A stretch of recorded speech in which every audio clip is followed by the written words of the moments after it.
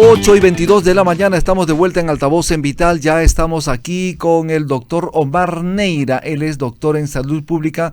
Lo primero, muy buenos días, doctor. Bienvenido a Altavoz en Vital. Buenos días, Rubí. Buen día. Aaron, muchas gracias por la invitación y un placer de conversar con ustedes. Quería preguntarle en principio sobre esta decisión del gobierno de fomentar, en este caso, de obligar a clases virtuales a los niños, a los adolescentes en el colegio. ¿En qué situación nos encuentra una decisión de este tipo? Realmente en un proceso complejo para la educación después de 2 a 3 años de haber cerrado colegios o universidades en este país. El gobierno de Castillo, Boluarte, normalizó también los cierres como medida fácil y política de no poder controlar otros problemas y sacrificar una vez más la educación. Pero no solo la educación, sino el desarrollo socioemocional y cognitivo de los niños y adolescentes. Una medida facilista. Definitivamente e irresponsable, porque podrías tener los miles de policías que vemos acá afuera en la avenida, también resguardando los colegios, si es que les preocupa, como a todos, la seguridad o darles facilidades. Estos son mensajes de un Estado, de un país, frente a una sociedad y frente a millones de personas del mundo que visitan, y les dice, la educación para mí en un contexto de desarrollo económico no es importante. Ese es el mensaje, porque nos encuentra en ese periodo de recuperación, siendo posiblemente uno de los países con mayor deterioro en estos problemas de educación y desarrollo socioemocional, pandemia y pospandemia, ¿no? Así es. Además, el desarrollo de las familias es desigual y combinado, ciertamente, toda vez que muchos niños no tienen el aparato tecnológico, no tienen la computadora, no tienen el celular y no tienen el internet en casa. Hemos visto algunas fotografías de niños en algunos parques de Lima donde hay wifi con la finalidad de conectarse para poder desarrollar su clase virtual sin cobertura. ¿Qué hacer al respecto? Y claro, y entonces cuando ya vas al análisis específico de qué tan útil es y posible tener la educación virtual, te vas a este tipo de análisis, ¿no? Primero, se discutió mucho durante la pandemia si la virtualidad podía ser útil. Algunos pocos levantamos la voz rápidamente en base a evidencia científica que teníamos en ese momento, y para el grupo infantil y menor a 12, no solo no es útil, sino es perjudicial para este desarrollo. Posiblemente los más grandes y universitarios, en cierto modo, en algunas características, podrían compensarse a esta educación, pero no el desarrollo socioemocional. Pero cuando tú tienes un país tan desigual, donde la mayoría tiene dificultades de acceso a equipos y a conectividad, donde las compañías de comunicaciones no te ofrecían o no te ofrecen la capacidad de conectividad para esa virtualidad, realmente eso no es permisible. Entonces, esto que vemos hoy en las imágenes, y qué bueno que la prensa hoy haya despertado, porque esto no sucedió en pandemia, lo denunciamos y no despertó así. Porque todo el mundo estaba aplaudiendo a su papá. Así Vizcarra, es. ¿no? Y aplaudían la compra de millones de tabletas, cuando decimos, ese no es el camino. Los niños no tenían riesgos, teníamos modalidades para hacer. Si importaba la educación, podíamos haber facilitado clases de distinto modo, en estadios, en parques, pero presenciales, por esto que tú dices. Entonces, en un país donde la gente tiene que cargar con 5 soles la conectividad a internet, 5 soles que le quita el pan, que le quita la carne, que le quita el pollo, y ese día van a dejar de tener pan para tener esa conectividad inadecuada, no solo no es útil, sino le genera todo un estrés emocional. Mira a las niñas, tú ves las noticias de una niña ayer que estaba en una escalera y decía, no sé cómo conectarme porque tengo clases. O sea, por eso digo, genera más riesgos que beneficios esto. Y no hay una consideración, no solo en lo cognitivo, en ese desarrollo emocional. Tú pregunta a los niños, yo lo he hecho ayer, cómo se sienten, porque esto es como un déjà vu para ellos después de 3 años de estar encerrados frente a una pantalla. Claro, porque no son vacaciones. Volverlo a hacer, no, es estresante. Y ya, ok, a ver, creo que se podía manejar de otra manera, pero si decides cerrar, porque ahí decides, nada, prorroga un año, una semana la finalización del año escolar, pero no lo sacrifiques de esta manera. Claro, ¿no? claro que sí. Ahora solo nos estamos refiriendo a los niños que viven en la ciudad, pero ¿qué hay de los niños que viven fuera de la ciudad, que viven en la parte alta de la sierra, que viven al interior de la selva, que les han dado tablets y no tienen luz, no tienen energía eléctrica para poder recargarlos, tampoco llega el internet para esos lugares. Sin embargo, a algunos sí les ha llegado la tablet. Y esa fue una realidad concreta de una política inadecuada de Vizcarra, ¿no? Intentar hacer unas compras que alrededor, con todo lo que se ve en Vizcarra, había coima posiblemente, con todo lo que vemos hoy eso saldrá a la luz. Nunca terminaron de comprar e implementar adecuadamente esas tablets y entregar, como tú dices, en lugares donde no hay energía eléctrica, como cargan la tablet, donde no hay conectividad. A mí me ha tocado estar en establecimientos públicos este año de salud, donde debería haber conectividad, donde hay 3 antenas parabólicas y 2 no funcionan y son del Estado. Imagínate una familia donde no tienen esa capacidad, después nada, esto era insultante para esas dificultades, ¿no? Entonces, ese es el motivo por qué hemos levantado la voz algunos, porque creemos y queremos ser coherentes con nuestro mensaje. Un país sin educación está destinado al fracaso. Claro.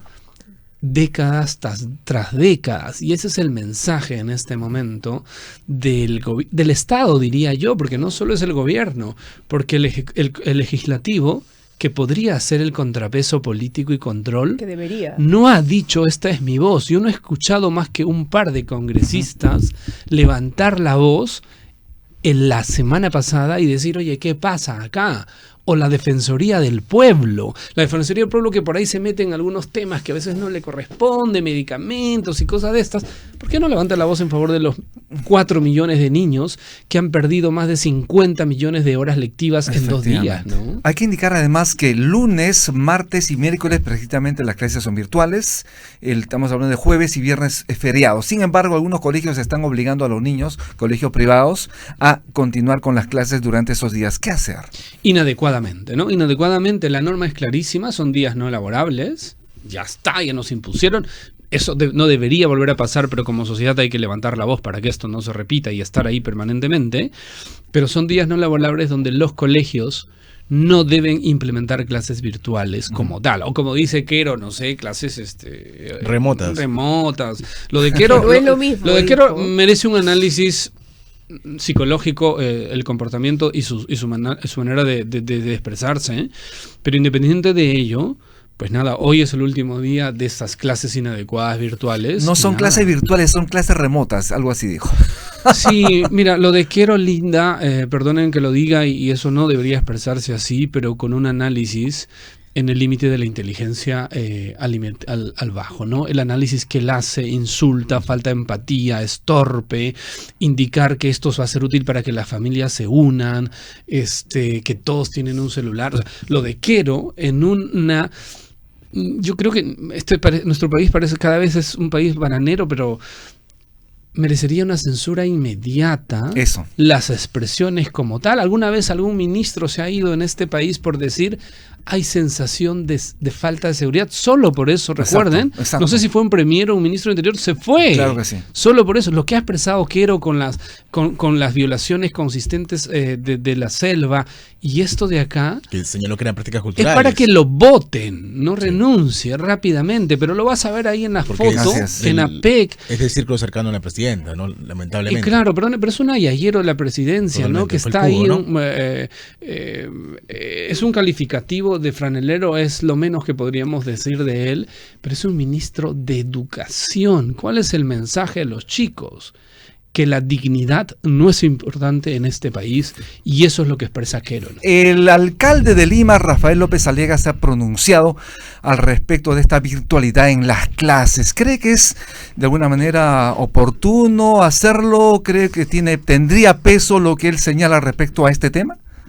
Tardíamente, ayer veía un comunicado de la Municipalidad de Lima y el alcalde, pero este comunicado sería coherente, sería responsable y adecuado si viene acompañado, dado que él es presidente de un partido con bancada y tiene poder para hacer ello y debería tener el deber de hacerlo, con una censura, ¿no? O sea, finalmente hablábamos de los contrapesos políticos. O sea, plantear una censura en el Congreso. Es presidente, si le interesa realmente la educación y Bueno, las sí, una relación, libertades, a ver, mínimo de interpelación, pero cero, o sea, quiero, merece una censura, o sea, en realidad es que lo voten, Sí, pero claro. ya, si hay un contrapeso adecuadamente, viviremos en un real de democracia, un país medianamente decente, algunos congresistas que siempre han preconizado las libertades, el derecho a la educación, pues presentan una censura, ¿no? O sea, consiguen las firmas, hacen la chamba, no es fácil, pero para eso están, para eso les pagamos, y presenta, pero cualquier comunicado de ahí es para las tribunas y es populismo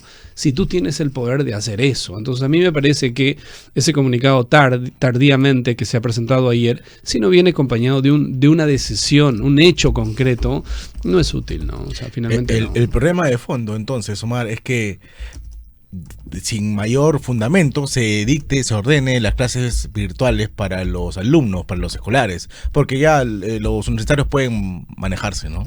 Porque hay una sociedad que lo permite, ¿no? Y eso lo permitimos todos. O sea, no hemos sido capaces, después de lo que sucedió, salvo ese abril que Castillo intentó cerrar la ciudad y todos salimos a reclamar. Bueno, ahora una semana nos cerraron la ciudad. Y lo hemos permitido. Porque hay gente que dice, mira, que la PEC es más importante, que es esto. Claro que es importante. Claro que es importante estar en uno de los grupos económicos, en los foros de mayor importancia que nos han traído bienestar. Porque hay países que se mueren por eso, Ya, como Colombia, ¿no? Pero efectivamente, eso lo he conversado, como Colombia, con un desarrollo económico mejor que el nuestro y mayor, no está, porque no es tan sencillo. Pero tienes que ser coherente en ese mensaje. A ver, desarrollo económico sin recurso humano calificado no es posible. Cuando tú haces el análisis de estas economías que son importantes y pujantes, todas ellas, han basado su desarrollo económico en la educación. Pues mañana todo el mundo se va a tomar una foto con Xi Jinping, ¿no es cierto? Uh-huh. ¿Por qué el desarrollo de esta China que hoy te dicen tenemos independencia tecnológica? Yo he estado exactamente hace un año en un foro invitado por ellos y ellos te dicen tenemos, y he estado en la Universidad del Sur de China, la universidad que es la base y el soporte científico para la estación espacial. Claro, China, claro. No es la internacional la comparten varios países. China tiene su propia estación. ¿Y dónde se basa el soporte científico? En una universidad. Eso que se llama apuesta por educación.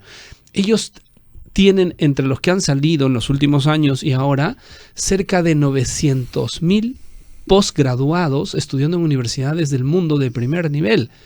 Cuando los países apuestan realmente por la educación, tú vas a ver desarrollo económico. Pero en un país donde te cierran todo el tiempo las clases, mira, yo creo que estimamos en el colectivo Volvamos a Clases, que las clases totales del año académico no llegan a 7 meses. Uh-huh. Cuando tú haces con los feriados que se han inventado, los cierres, los fines de semana, terrible, ¿no? Con todo eso, son 60 días más o menos que ya no hay actividades. Súmale los 2 o 3 meses de vacaciones, sí, 3 meses de vacaciones más esos 2 de feriados y todo. Los niños solo no tienen las actividades académicas y horas que necesitaría un país que pretende estar en economías como las de APEC o entrar a OCDE sin recurso humano calificado. Estas apuestas que se han tenido por colegios mayores, universidades altamente calificadas, si no siguen y no son sostenibles, lo que quieras, puedes recibir acá a quien quieras, a los extraterrestres que vengan en economías así, pero si tú no estás preparado con recurso humano calificado, no es posible, ¿no? Doctor, quería preguntarle lo siguiente, y es que a poco tiempo de finalizar las clases, ¿cree usted que los niños, los adolescentes, los escolares, los colegiales, van a recuperar esas clases perdidas? No, pues a imposible. Ver, si no hay una reestructuración del año escolar, definitivamente no es posible. La data y la evidencia muestran así, Rumi. Las investigaciones internacionales sobre la educación virtual demostraron e hicieron que se tomaran medidas en políticas públicas. Los países nórdicos, Finlandia, Suecia, han empezado a sacar las tabletas y las computadoras de la educación infantil. Exacto. Y primaria. Exacto. Después de pandemia evidenciaron que esto no era viable y han empezado a retirar de los colegios. Incluso los PowerPoint. Por eso te digo. En su momento. Así es, porque cuando tú haces ese análisis, dices, algo no funciona. Para eso son las políticas públicas, basadas en evidencia. Entonces, ¿cómo recuperar? Reestructura el año escolar. ¿Qué haces? Yo sugeriría, prorroga un par de semanas la finalización del año escolar presencial o reestructura el próximo año y empieza alguien antes, o reestructura las vacaciones de medio año, pero recuperas presencialmente. Eso es posible. Yo no sé si ustedes recuerdan cuando hemos tenido huelgas en los años 90, había recuperaciones presenciales los días sábados. Exacto. Pero se hacía ese tipo de actividad para intentar recuperar. Siempre es complejo, pero intentábamos hacer eso. Los que protestan son los mismos profesores, ¿no? Yo recuerdo haber hecho, creo que cuarto o quinto secundaria, durante casi medio año, los sábados clases presenciales. Intentábamos recuperar eso. Así es. Ahora, por otro lado, ¿qué hay de los profesores? ¿Los profesores están capacitados realmente para dictar clases virtuales?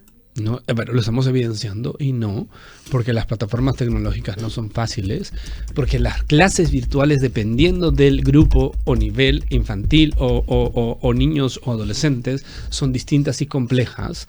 Y ellos no han tenido las capacitaciones adecuadas porque nos llegó la pandemia y ahí intentamos hacer. A ver, la clase virtual no implica poner un PowerPoint e intentar hacer la clase como tal. Per se el aprendizaje es un proceso de compartión e interacción permanente, y sobre todo en lo infantil y primaria con mucho mayor énfasis. Sobre y todo eso, a ver, el tema de la atención. O sea, un niño no puede estar tanto tiempo prestando atención a una sola cosa. Definitivamente. A mí me cuesta, yo prácticamente no acepto hoy dar algunas charlas o conferencias universitarias a nivel virtual porque me cuesta eso. Imagínate cuando lo haces eso a nivel de posgrado con niños. Entonces, con 30 niños en una pantalla, ¿cómo sabes?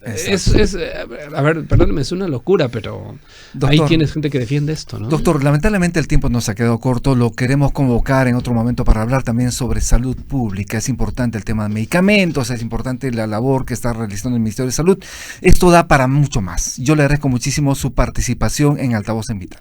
No, muchas gracias, Rumi, encantado por la invitación. Y nada, es la labor que no viene realizando. Efectivamente. Gracias. Bien, estuvimos con el doctor Omar Neira, doctor en salud pública. Vamos a hacer una breve pausa y regresamos.